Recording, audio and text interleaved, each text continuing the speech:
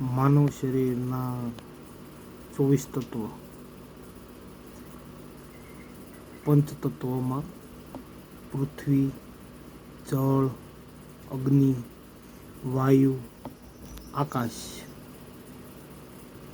પંચ જ્ઞાનેન્દ્રિયોમાં નાક, જીભ, આંખ, હાથ અને કાન.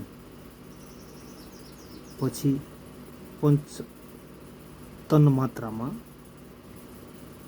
પંચનું તન્માત્ર આવે: ગંધ, રસ, રૂપ, સ્પર્શ અને શબ્દ.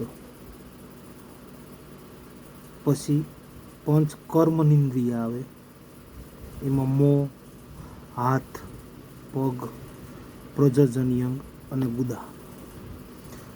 પછી 4 અંતરાત્મા આવે, એમાં મન, ચિત્ત, બુદ્ધિ અને અહંકાર.